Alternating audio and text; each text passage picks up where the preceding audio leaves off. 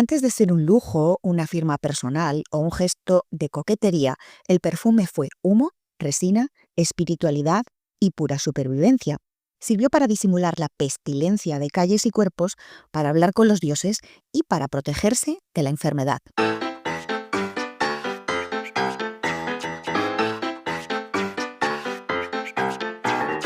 Bienvenidos a Beautycast, el podcast en el que viajamos al pasado para descubrir el origen histórico de tendencias de moda, costumbres de belleza, estilo de grandes personajes del pasado o modos de vestir.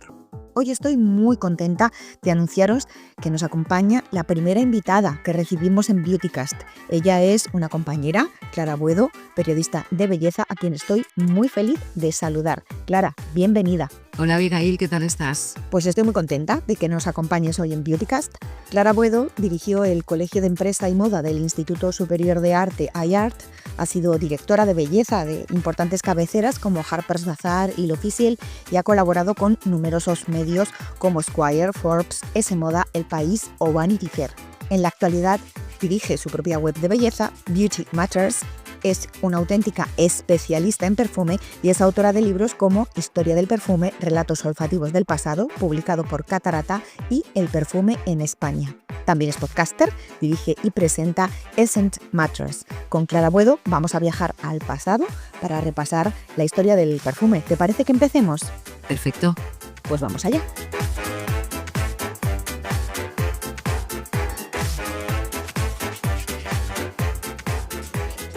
Esto es Beautycast Podcast, donde la moda sí tiene historia y nos encanta contarla.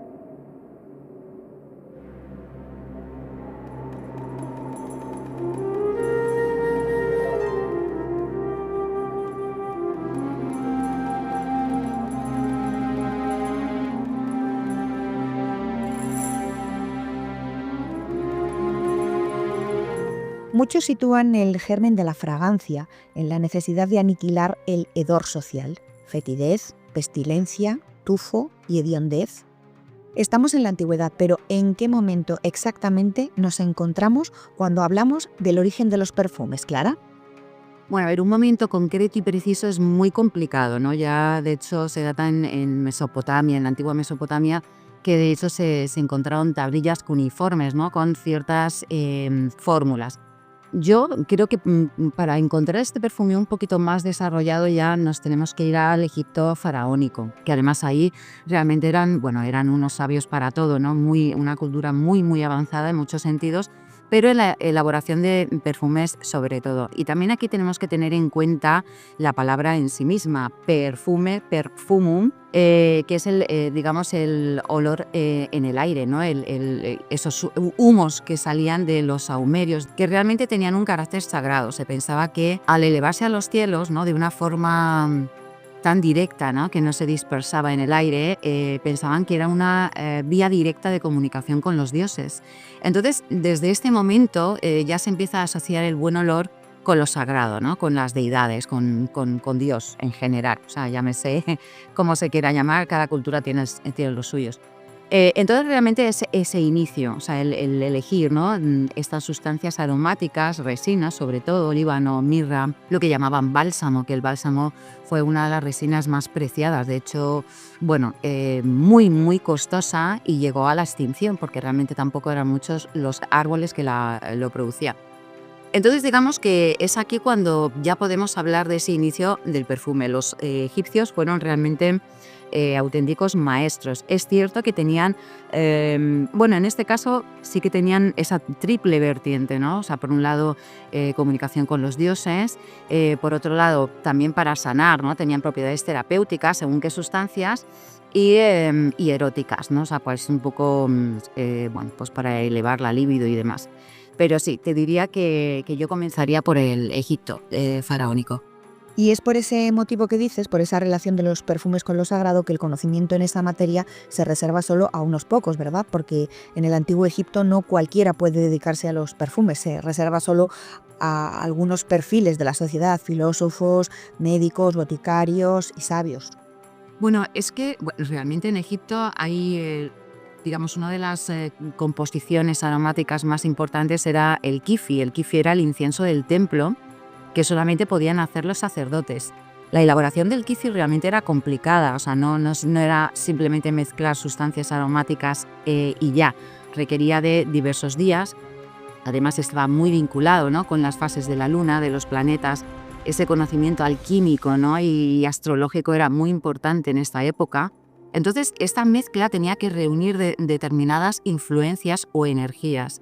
Por tanto, el sacerdote era el que tenía este conocimiento, ¿no?, el que estaba obviamente en posesión, porque aquí también estamos hablando del hermetismo, ¿no?, del dios Hermes, que al final es como, digamos, el padre que nos cede la sabiduría de el conocimiento sagrado. Entonces, cuando se elaboraban estos inciensos, al mismo tiempo también se hacían conjuros, ¿no? O sea, es que tenían esta función talismánica, como de protección y de buena suerte. Entonces, obviamente, aquí está en manos completamente de los sacerdotes. Luego ya va avanzando y bueno, pues también un poco, digamos, estos ayudantes, ¿no?, o sirvientes de los sacerdotes son también los que un poco están facultados para poder hacer las composiciones. Pero vamos, prácticamente estaba en manos de los sabios. Y en el antiguo Egipto, si hay una reina que enamora, a la que se ha llevado al cine, que se ha estudiado hasta la extenuación, es Cleopatra VII. Ella tiene un perfume favorito, ¿verdad? Cuéntanos cómo es. Bueno, sí, realmente es un misterio, lo de Cleopatra. Es verdad que hay, bueno, pues hay algunos intentos, ¿no?, de acercamiento. También se dice que ella misma escribió un tratado, ¿no?, sobre, bueno, no solamente sobre belleza, sino sobre medicina, muy importante para la época, pero posiblemente, pues oye, se perdió, ya no nos ha llegado, ¿no? Pero es verdad que sí que fue una gran aficionada. Además era muy conocedora también del poder del perfume, ¿no? Entonces, bueno, hay muchos que se le atribuyen. También se piensa que tanto comía como se perfumaba con el kifi que hemos mencionado. Además tenía muchas propiedades terapéuticas, entonces era realmente una composición muy, muy importante de la época. Pero bueno, se le asocia con el que se llamaba el megalium o mendesiano, ¿no?, que también eran muy simples en la antigüedad para poner el nombre a los perfumes, porque se denominaban en función de la sustancia que llevaba o dónde estaba realizado, ¿no? Entonces, bueno, dicen que megalium realmente es en honor a su perfumista, que fue Megalius, el que ideó esta fórmula. Y también porque las primeras composiciones se hicieron en Mendes, ¿no? Entonces, de ahí su nombre. Y bueno, básicamente era una composición habitual de la época, que era pues en esa base de aceite, normalmente balanos, es lo que se solía utilizar en Egipto, quizás también porque es un fruto que en este lugar era habitual. Y luego se mezclaban resinas, fundamentalmente la mirra, resina de pino, la acacia. O sea, normalmente en esta época las sustancias que se utilizan suelen ser las mismas, ¿no? O sea, el cálamo, la acacia, la raíz de nardo fue muy importante, el ládano. Pero bueno, concretamente llevaba estas tres.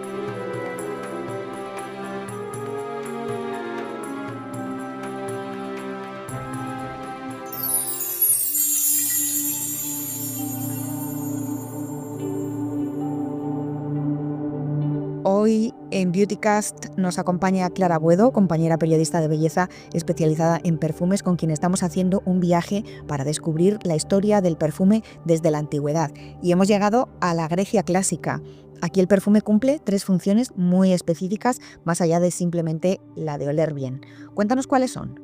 Sí, bueno, desde la antigüedad, o sea, las principales funciones del perfume han sido terapéuticas, sagradas y eróticas, ¿no? O sea, también igual, sin salir de Egipto, tenemos el loto azul. El loto azul fue muy venerado porque tenía esta doble vertiente. O sea, por un lado nos ayudaba a esa comunicación con los dioses, porque tiene 2 moléculas que además son como algo contradictorias, ¿no? No recuerdo el nombre exacto, pero bueno, una de las moléculas lo que hace, o sea, lo que tiene es ese efecto psicoactivo, ¿no?, que es lo que realmente hacía que se comunicase con los dioses. Y por otro lado, la otra sustancia, la otra molécula, tiene un carácter afrodisíaco, ¿no?, por decirlo de alguna manera, porque siempre en la antigüedad no podemos desvincular la noción de fertilidad y procreación, ¿no? Es el ciclo de la vida, o sea, lo que nace, lo que se reproduce, lo que muere, lo que vuelve a nacer y reproducirse. Entonces, ese concepto está muy anclado en estas culturas. Grecia lo hereda. También tenemos que tener en cuenta que Grecia tenía a la diosa Afrodita, Por tanto, todo lo que es más ese erotismo, ¿no? Lo afrodisíaco, de hecho, afrodisíaco viene de esta diosa Afrodita. Y bueno, ella tenía vinculadas muchas sustancias, especialmente flores, que la flor en sí misma, ¿no? Por su carácter efímero, también representa, ¿no? Estos ciclos de la vida.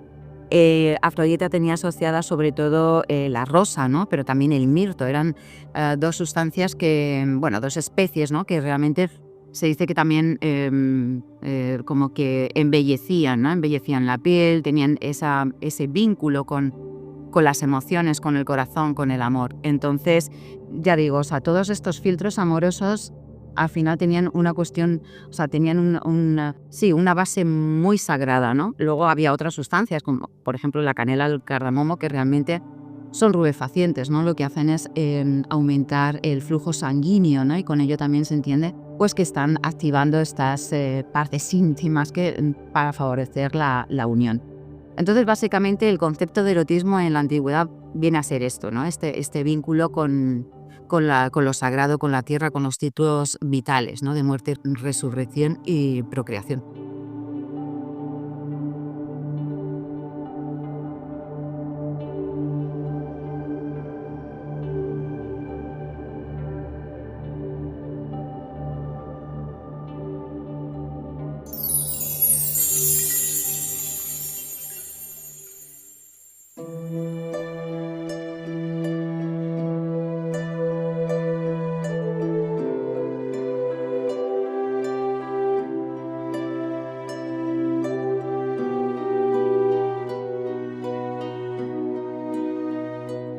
Pues nuestro viaje continúa, saltamos de Egipto y Grecia clásica al Imperio Romano. Ahora, Clara, si te parece, voy a leer una frase de tu libro, La historia del perfume, que dice así: las calles seguían rezumando putridez, embistiendo al sensus odoris, pero con el aditamento de vómitos y otras secreciones corporales oriundas de tabernas y lupanares, los lugares de asueto preferidos de los romanos, donde corría el vino y las orgías más que una atleta en la antigua Olimpia.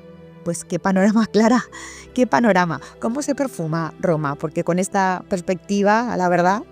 Pues imagínate, hombre, realmente también en esta época, precisamente para evitar, ¿no? Toda esta podredumbre que había en las incipientes ciudades, también tenemos que tener en cuenta que aquí es cuando empiezan un poco a ir evolucionando estos núcleos urbanos, y entonces es cuando se enfrentan, bueno, pues a este panorama, ¿no? Que son espacios pequeños donde habita mucha gente, donde no había ningún tipo de mecanismo, ¿no? Para ni aguas fecales ni nada de nada. Entonces todo estaba desparramado por las calles y por la atmósfera. Por tanto, lo que son los inciensos, ¿no? Los saumerios fueron realmente importantes. También un poco como esa forma de evitar las epidemias, ¿no? La enfermedad. También un poco recuperando lo que hemos dicho del pasado, de esa conexión del buen olor con los dioses, ¿no? Era como mantener la salud, era un asunto divino. Entonces, mantener todo perfumado era importante. Pero bueno, en Roma lo fundamental yo creo es que el perfume se empieza a, digamos, a luxurizar un poco, ¿no? O sea, ya no es... se sale un poco de esta triple vertiente que hemos estado comentando, y entonces ya es más absoluto lujo. También tenemos que tener en cuenta que se utilizaban sustancias que venían del comercio, entonces eran muy caras, eran muy costosas y solamente unos pocos podían permitírselas, que utilizaban kilos y kilos y kilos de pétalos de rosa que además solían echar o mantener, ¿no? En las techumbres de, bueno, estos habitáculos que ellos tenían para aromatizar el ambiente. Entonces, bueno, era una acción muy lujosa. Pues esto que acabas de citar hace un momento es una de las cosas que se cuentan en tu libro, ¿verdad? Que me parece fascinante. Por ejemplo, en estos banquetes exageradísimos y sin límites que hacían emperadores como Nerón, hacían esto que contabas, ¿no? Un doble techo en la estancia que en un momento dado de ese super banquete, en un momento dado se abría y dejaba caer sobre los asistentes una lluvia de pétalos fragantes. De hecho, mira, está muy bien representado, que bueno, a quien le apetezca le animo a que vea esta obra fantástica de Alma Tadema, que es Las rosas de Heliogábalo.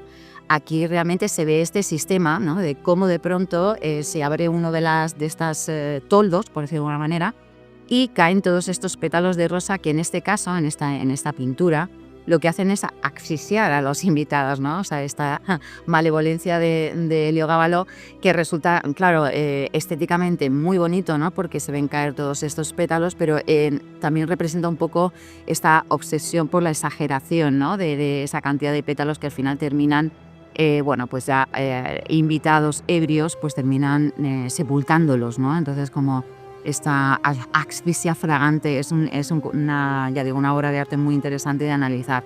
Entonces ahí podemos ver un poco, bueno, pues estas exquisiteces que tenían los emperadores, ¿no? Porque obviamente eran, bueno, pues a lo largo de la historia, ¿no? Básicamente el perfume ha estado en manos de las altas élites, porque eran las que se podían permitir comprar estas sustancias realmente.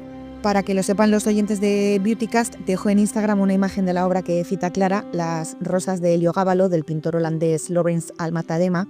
Oye, entonces, como nos cuentas, en Roma el perfume empieza a tomar otro cariz, ¿verdad? A relacionarse con el lujo. ¿Cómo se perfuman, por ejemplo, las romanas? ¿Cuál es su ritual de perfume? Bueno, a ver, no es que haya protocolos exactos, ¿no? O sea, realmente el perfume sigue manteniendo su forma, o sea, básicamente eran extractos que se elaboraban con una base de aceite, porque esta es una parte muy importante de la historia del perfume, y es que en un principio, desde la antigüedad, todos los perfumes tienen esta base oleosa, hasta que llega precisamente, que por eso España tiene un papel muy importante en la historia del perfume, con estos sabios de Al-Ándalus que comienzan a destilar con esa base alcohólica, ¿no? Digamos, ya sería el perfume que hoy conocemos, ¿no? Con la base alcohólica podremos situarla en el siglo X, ¿no? Después de Cristo. Pero bueno, en lo que es el ritual de las romanas, bueno, básicamente eran estas esencias, ¿no? Muy concentradas, que realmente, bueno, se sigue manteniendo hoy lo que podríamos denominar un atar, ¿no? Que es la típica forma del perfume indio, porque ellos mantienen, ¿no? Esta forma de preparación tradicional, y básicamente era esto. Entonces, bueno, lo que sí se utilizaba mucho también los ungüentos perfumados es para lo que son los baños. Es verdad que en Roma ya se empieza a desarrollar mucho la cultura de la higiene, ¿no? Y los baños en Grecia estaban más asociados a los atletas. Además, tenían una forma muy curiosa de limpiar la piel, que era con lo que se llamaba el estrigilo, que era, no sé, una herramienta que la verdad es que da un poco parece que te vas a cortar los brazos directamente, ¿no? Parece como un tipo hoz. Pero bueno, ellos se aplicaban estas sustancias también como, jabonosas. Realmente aquí es cuando empieza también a surgir, ¿no? La leyenda de la creación del jabón por el monte Sapo, sus cenizas y demás. Pero terminaban con, ungiéndose, ¿no? Con estos óleos perfumados para mantener la salud. O sea, seguimos un poco en esta misma teoría. Entonces, bueno, no es que hubiese un protocolo exacto, pero obviamente las damas pudientes pues tenían estos carísimos extractos que se aplicaban. Sí se sabe que el uso del perfume en la época romana fue bastante abundante, ¿sabes? Entonces, bueno, tenía una gran pasión, no sé. De hecho, la profesión en sí también se empieza a desarrollar, ¿no? Se empiezan a crear estas incipientes perfumerías donde se venden no solo ya el perfume preparado, sino también pues ingredientes, envases, etc.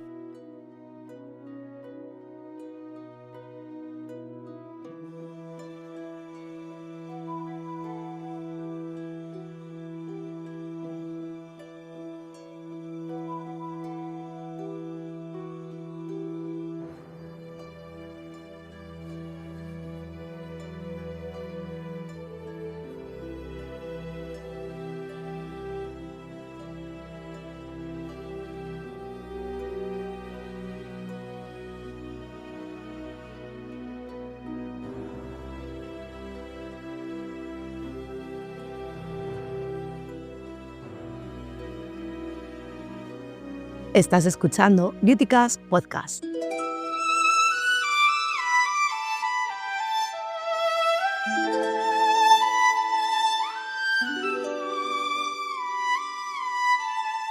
Llegamos ahora a la antigua China imperial. Hoy nos acompaña Clara Buedo, periodista y autora del libro La historia del perfume.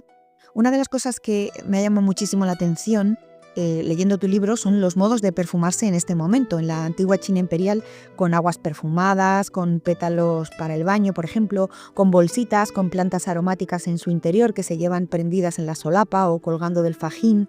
Pero lo que más me ha impresionado, yo creo que por lo desconocido para el gran público, o desde luego por lo menos para mí, es que se perfumaban por vía oral. ¿Cómo es esto? ¿Se toman pastillas? Sí. No, y esto además a mí me encantó también. De hecho, también luego se conecta con India. En India también utilizaban sustancias aromáticas para ingerirlas, y con esta idea se pensaba que al cabo del tiempo de estar ingiriendo estas sustancias, tu propio cuerpo emanaría ese olor, ¿no?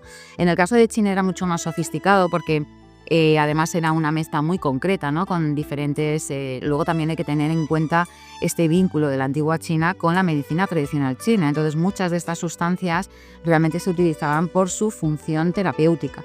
Entonces, al mismo tiempo de mantener tu salud, pues de hecho hay una fórmula que aparece en el libro, ¿no? Que se comentaba esto, ¿no? Si tomas este preparado durante 5 días, tu piel emanará buen olor. Si la tomas durante 20 días, hasta que ya llega un momento, no sé si son como 50 días, que todo tu cuerpo va a exhalar el aroma y se va a percibir en la distancia, ¿no? Entonces, tiene su sentido, ¿no? Obviamente también sabemos, ¿no?, de estas teorías que ya hay en la actualidad de que según lo que comes, así es el olor que emana. O sea, tiene su sentido, ¿no? Que si comes carne siempre o comes, por ejemplo, crucíferas, ¿no? Estas verduras vegetales tan azufrados, ¿no? O sea, yo creo que al final con el tiempo pues tu cuerpo va a terminar emanando ese olor. Si solamente ingieres sustancias aromáticas, pues del mismo modo. Entonces, sí, es muy curioso. En el caso de India, por ejemplo, también se asocia a la Ayurveda. Más o menos son estas ciencias, ¿no?, antiguas de salud, muy equiparable una con la otra, que cada una tiene su estilo, donde, pues a lo mejor pues consumían sándalo, rosa, cardamomo, ¿no?, todas estas sustancias muy ricas de olor, y así también hacían sus combinaciones perfumadas. De hecho, ahí está también el caso de Cleopatra, ¿no? Cleopatra lo que ingería eran bayas de enebro y una resina del terebinto, ¿no? Entonces, estas sustancias, curiosamente, cuando el cuerpo las ingiere, transforma sus moléculas, ¿no? Entonces, el pipí de Cleopatra olía a iris o violeta, porque el cuerpo transformaba estas sustancias en las ionanas, ¿no?, que son las moléculas que dan olor a estas especies. Entonces, sí, este perfume oral, ¿no?, o ingerido, parece que fue bastante habitual. Pues qué curioso, la verdad. Y hablando de métodos de perfumarse, saltando de China a Japón imperial, aquí nos encontramos con las geishas. Conocemos la sofisticación que envuelve a las geishas, pero ¿qué sabemos de cómo se perfuman en este colectivo, de cómo se perfuman las geishas en el Japón imperial? A ver, tampoco te puedo decir... De hecho, además, el mundo de las geishas es bastante hermético, ¿eh? No es tan fácil encontrar estos rituales exactos, pero a mí lo que me llamó mucho la atención es que contaban el tiempo que estaban con sus clientes a través del incienso. O sea, el incienso tenía una función eran los relojes, ¿no? Relojes de incienso que además eran sellos, normalmente tenían formas de símbolos auspiciosos, ¿no? Y entonces, en el caso de las geishas eran las varillas, que ya en esta época, ya llevaban tiempo haciéndose. Entonces, según las varillas que se consumían, pues así indicaba el tiempo, ¿no?, que había estado con el cliente, y pues a razón de ese tiempo se cobraba. Pero realmente tanto en China como en Japón, porque Japón no deja de ser al final una cultura que absorbe bastante de la China, ¿no?, de la China imperial, igual que la romana de la griega, ¿no? Al final son estas culturas que al final se conforman con el legado del anterior. Pero tanto en una como en otra, lo más importante es el incienso, y sobre todo cómo desarrollan el incienso, ¿no? De hecho, los japoneses, lo que me pareció más bonito es que llegan a un momento tal de erudición, ¿no?, en lo que es la elaboración de los inciensos, además de muchísima calidad. Eran fórmulas secretas, casi se podían matar entre las familias para preservarlas, ¿no? Entonces, aquí es donde surgieron estos inciensos que además hoy conocemos, ¿no?, los inciensos sin humo japoneses. Y aquí realmente es donde hubo esta demarcación de estos inciensos muy frondosos, ¿no?, con estas humaredas muy, muy potentes, estaban vinculados a un ritual sagrado. Sin embargo, todos estos otros, todas estas ceremonias, ¿no?, de inciensos sin humo estaban más vinculadas pues a lo lúdico, ¿no?, a todos estos eruditos, las clases altas, que realmente se entretenían pues intentando adivinar qué sustancias lleva el incienso, ¿no? Pero bueno, ahí realmente a quien le guste los inciensos le recomiendo que lea sobre este tema porque es muy interesante y muy bonito además.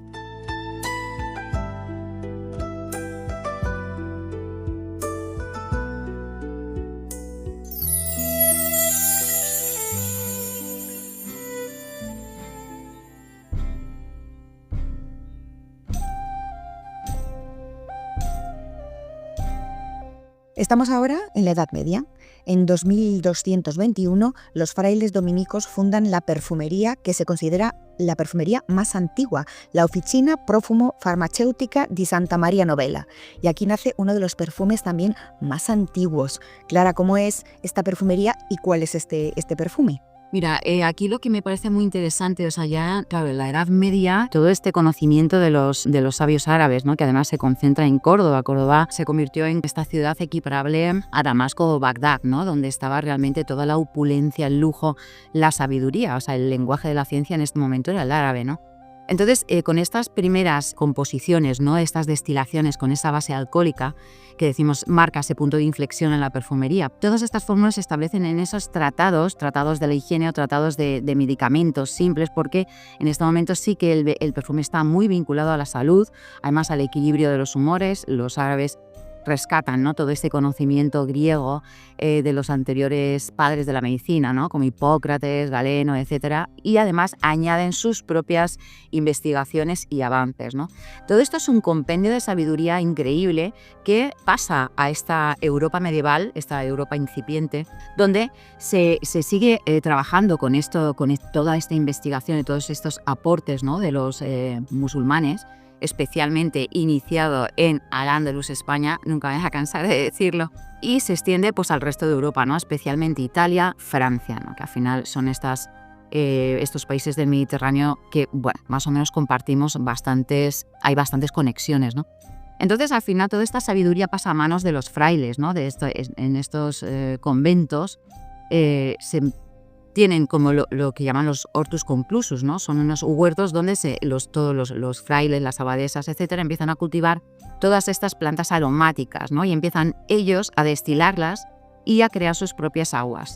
Entonces, así es como realmente pasa este conocimiento, y en la Edad Media realmente se desarrolla mucho. Además, estamos en una época donde la alquimia es realmente importante, esta alquimia que también iniciaron los árabes, ¿no? Con lo cual, el conocimiento de la destilación, de las propiedades de las plantas, también su vínculo con la astrología, etcétera, fue muy, muy importante, casi hermético, es decir, era una sabiduría que se mantenía en secreto porque se pensaba que en manos de alguien que no fuese, que podía ser un loco, pues podía llegar a resultados un poco peligrosos, ¿no? Y es realmente como empiezan estas aguas. De hecho, antes que la de la Regina, que realmente fue esa agua aromática para Catalina de Medici, ¿no? Como regalo por su boda, por su casamiento, antes creo que, si no recuerdo mal, es anterior en el tiempo el agua de la reina de Hungría, que al final era una destilación básicamente con romero y, bueno, otras herbáceas, ¿no? Melisa, tomillo, lavanda, ¿no? Todas estas aromáticas que realmente era lo que más se utilizaba en el momento. Entonces eran aguas perfumadas que servían tanto como para desodorizar el cuerpo, como también para ingerir, y realmente tenían sus propiedades medicinales, ¿no? Pues la melisa era calmante, el tomillo, pues el romero y tomillo son antisépticos, bacterias, hongos. Entonces, al final eran sustancias que se utilizaban un poco para todo, ¿no? También para preservar la belleza de la piel. De hecho, el agua de la reina de Hungría ha pasado las fronteras del tiempo más como un cosmético, ¿no? Entonces, bueno, pues el agua de la Regina, al final es agua de la reina, más o menos es el mismo carácter. Lo único que Santa Maria Novella es lo interesante porque sí, efectivamente es una de las farmacias más antiguas que sigue en pie. Quien tenga la ocasión de visitar Florencia se lo recomiendo completamente porque el espacio es realmente bonito, ¿no? Esta antigua farmacia donde se elaboraban todos estos elixires.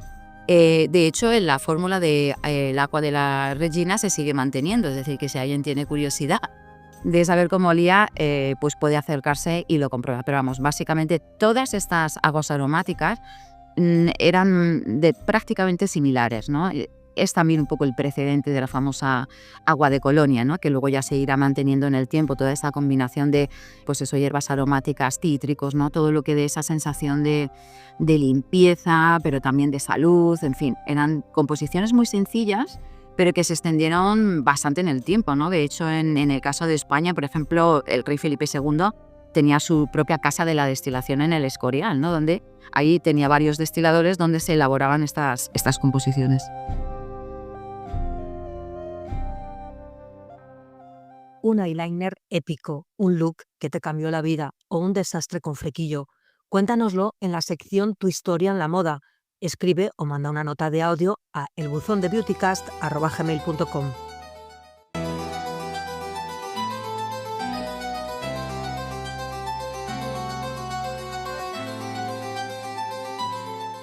Nos acompaña hoy Clara Buedo, periodista de belleza, con quien estamos haciendo un recorrido por la historia del origen de los perfumes y llegamos a la corte de Versalles. Mucho lujo, mucho poderío, pero ¿cómo huele Versalles? Pues Versalles huele francamente mal, por muchísimos motivos, porque además se construyó en lo que era un antiguo pantanal. Entonces, imagínate, ya de entrada el olor era bastante preocupante. Luego estamos en una época histórica también donde todas estas teorías médicas lo que aconsejan es a no lavarse, ¿no? Porque digamos, el agua caliente abre el poro y por el poro penetran las enfermedades. Entonces, realmente la limpieza pues era bastante escasa. Luego también tenemos que tener en cuenta cómo eran todos estos ropajes que llevaban, ¿no? Estos vestidos tan caros, tan suntuosos, que no se podían lavar. Entonces realmente, digamos, esa frontera entre el cuerpo y el vestido era lo que era la camisa blanca, que es lo que era como este símbolo, ¿no? de pureza de la época, porque era lo único que se podía lavar. Bueno, yo todo lo que encontré en la investigación, pues se lavaba mucho, sobre todo lo que es la realeza, ¿no? A través de abluciones con estas aguas aromáticas, ¿no? Florales, básicamente, azahar, rosa y este tipo de cosas. Y el perfume era realmente muy intenso porque su función era tapar el olor corporal, que imagínate. Entonces realmente Versalles, de hecho, María Antonieta fue una gran fan de los perfumes, tenía su propio perfumista, Fargeon, que bueno, es quien le elaboraba, ¿no? Todas estas composiciones un poco pues de la época. También estamos aquí en el rococó, las flores empiezan a imponerse.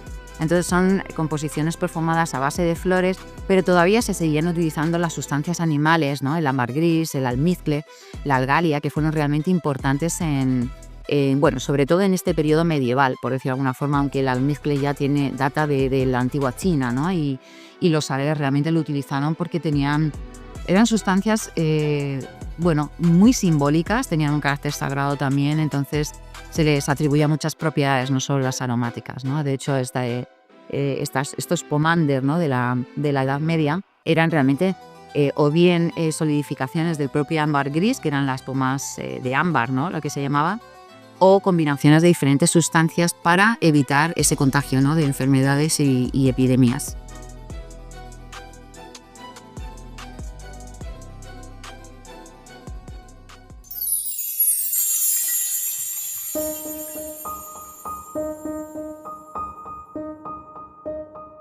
Llegamos ahora al siglo XIX y aquí las protagonistas en la perfumería son las flores. ¿Cómo son esos perfumes florales del momento?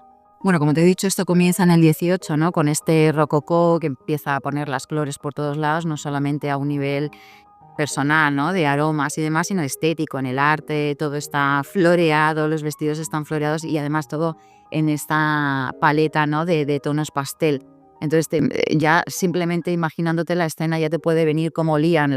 Luego también tenía muchos artilugios perfumados, ¿no? Por ejemplo, las famosas pelucas, ¿no? De hecho, estas combinaciones de las pelucas perfumadas, ese característico tono empolvado, se ha mantenido, es lo que consideramos también estos aromas vintage, ¿no? Pero en el siglo XIX todo se suaviza mucho. De hecho, se erradican completamente las sustancias animales porque ya empiezan a tener un cariz como perverso, ¿no? O sea, era un símbolo decadente del antiguo régimen. Entonces se asociaba más con esa vida libidinosa porque también tenían esa cualidad, ¿no? De ser afrodisíacos. Entonces, en el siglo XIX, la era victoriana, pues la pureza, la moral, o sea, eran cuestiones que estaban, bueno, obviamente la mujer no se podía perfumar en exceso porque era como un agravio, ¿no? Para la sociedad. Además, ya con eso estaba, digamos, mostrando que su moral, vamos, generaba... Que se ponían en entredicho, claro. Exactamente. Entonces, aquí las aguas, precisamente, aquí empieza un poco también el fenómeno de la perfumería higiénica, ¿no? Porque, de hecho, estos primeros químicos que luego van a abrir sus casas de perfumes, por ejemplo, Guerlain, etcétera, etcétera, empiezan con jabones perfumados, básicamente, ¿no? Entonces, todo lo que son las aguas de tocador, los jabones perfumados, todo este tipo de sustancias aromáticas, pero vinculadas a la higiene, es lo que más va a predominar. Y como olor, desde luego, sin duda, te diría que el de violetas. Las violetas, además, estamos también en el 19, que es cuando comienza la floriografía, ¿no? O sea, es como el simbolismo de las flores fue muy importante. Entonces, la violeta tenía esta, digamos, esta acepción como de, estaba vinculada a la castidad, a la moral, a esa buena mujer recatada, ¿no? Entonces fue como el olor. Por excelencia. Exactamente eso.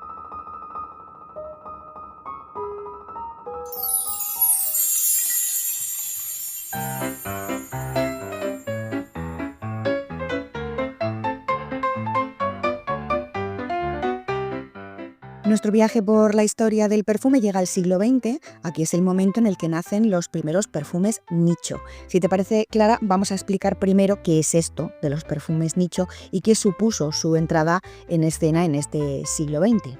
Bueno, realmente en este momento sí que son los llamados perfumes nicho. Surgen precisamente por eso, ¿no? Porque realmente el concepto de perfume de autor es algo que ha evolucionado y es más un término actual precisamente para diferenciar de esos perfumes nicho que en su momento sí que fueron nicho, pero ya han dejado de ser nicho, ¿no? Porque se han desvirtuado mucho. Pues al final el concepto de un perfume nicho son producciones muy limitadas. Todo el presupuesto que hay va en la calidad de la materia prima, ¿no? Son elaboraciones muy complejas, muy de autor, ¿no? Es decir, no tienen este fenómeno se da, sobre todo eclosiona en los años 90, aunque ya tenemos ahí un antecedente como podría ser Diptyque. Lo que pasa es que Diptyque al final fue como casi más una concept store, ¿no? Donde pues había elementos de todo tipo, pero tenían estas velas perfumadas que eran maravillosas para la época, que al final terminaron derivando en un perfume, ¿no? El primer perfume de Diptyque, y estamos hablando de los años 60. Pero realmente para ya hablar de esa perfumería nicho nos vamos a los 90. L'Artisan Parfumeur fue una de las míticas, ¿no? De estas marquitas pequeñas que surgen, digamos, en contraposición a lo que ya se estaba generando, lo que es la perfumería masiva, ¿no? Ya estábamos también aquí entra en escena, sobre todo en los 60-70, entra en escena Estados Unidos y su forma de fabricación, ¿no? En masa.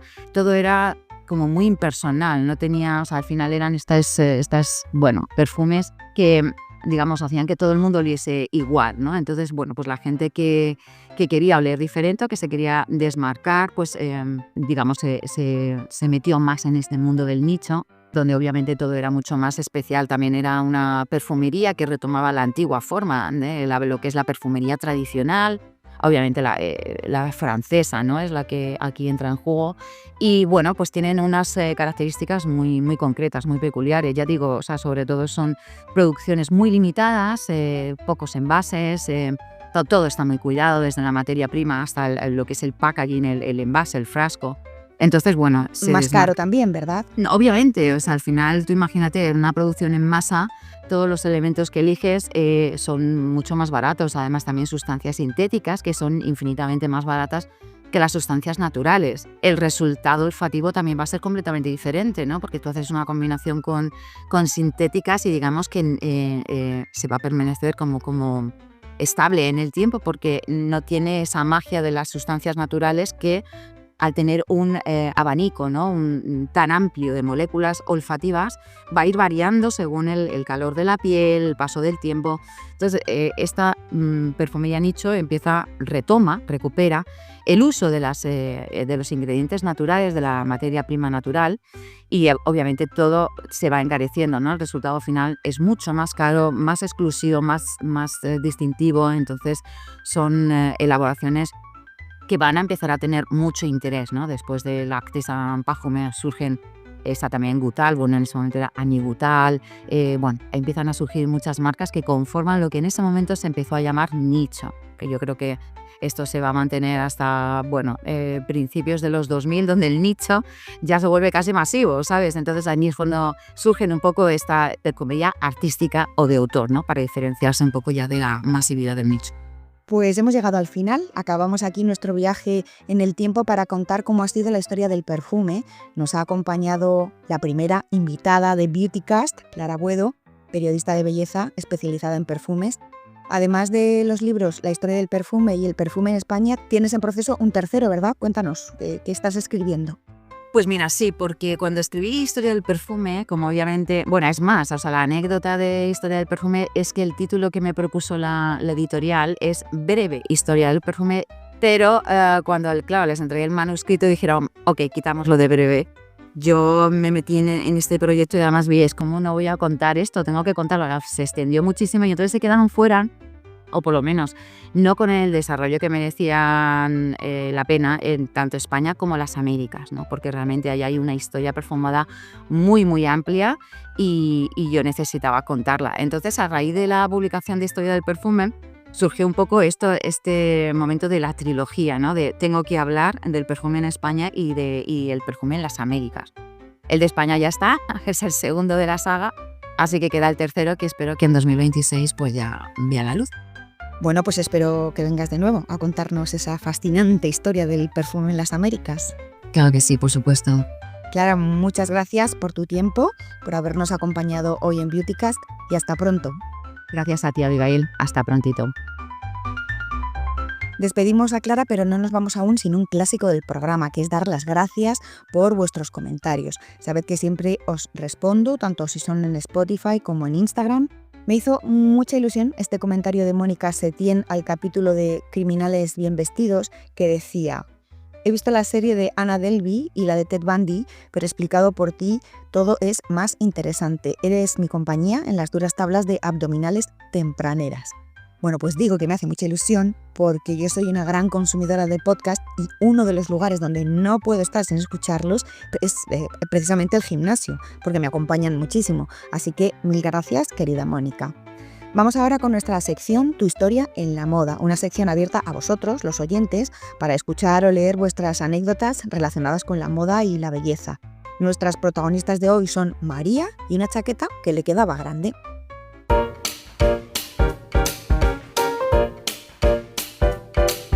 Tu historia en la moda. Hola, yo quería compartir con todos los oyentes una anécdota que, bueno, en realidad forma parte de mi día a día y sucedió ya hace tiempo, pero sigue provocándome una sonrisa cada vez que lo recuerdo. Tenía una entrevista profesional y quería que me dieran el puesto y había decidido comprarme una blazer y ir un poquito más seria y más formal. Y el caso es que, bueno, por mi tamaño y mi forma física, yo siempre soy menudita, soy pequeñita de estatura y siempre he vestido ropa infantil, ropa de niña, de adolescente. Y para esa ocasión decidí comprarme una blazer en la sección de mujer de unos grandes almacenes. Y bueno, pues fue muy curioso porque camino de la entrevista aquí en la ciudad de Madrid, en el autobús, una mujer mayor me dijo: pero bueno, ¿no podía haberte arreglado tu madre la chaqueta? Mira cómo la llevas, qué mangas tan largas. El caso es que yo al principio me quedé muy cortada, la sonreí, pero no le dije nada. Y luego, minutos después, que me iba a decir que en la entrevista, bueno, pues muy bien, preguntas, mi experiencia académica, en ese momento mi cortita experiencia profesional. Pues al finalizar la entrevista, cuando me dijeron si tenía algo más que quería aportar o que compartir con ellos, les compartí esta anécdota del autobús y el caso es que días después el puesto era mío. Entonces siempre me ha provocado una sonrisa y lo recuerdo con muchísima ternura, porque fue mi primera blazer, no de niña, y me trajo mucha suerte, la verdad. Y nada, pues quería compartirlo con vosotros. Muchas gracias. Gracias María por contarnos tu anécdota. Me hace gracia el momento señora mayor en el bus, metiéndose en la vida de la gente. Esto suele pasar con frecuencia, ¿verdad? Bueno, pues si vosotros queréis contar vuestra historia, como hoy ha hecho María, podéis escribir o enviar una nota de audio a elbuzondebeautycast@gmail.com.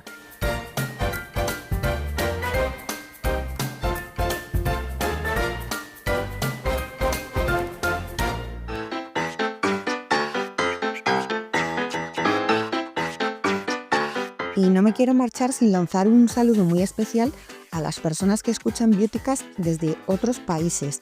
Dicen las estadísticas que se escucha el podcast en un total de 19 países, pero me llama mucho la atención, evidentemente el país en el que más se escucha es España, pero me llama mucho la atención que a continuación y casi empatados en número de oyentes están Rumanía y Estados Unidos. Así que oyentes que estáis en esos dos maravillosos países, os mando un saludo muy especial. Muchas gracias. Si es tu primera vez escuchando Beautycast y te ha gustado este episodio, que espero que sí, te invito a darle a seguir al podcast en la plataforma en la que lo estés escuchando, a darle like, porque me ayudará a seguir creando estos contenidos.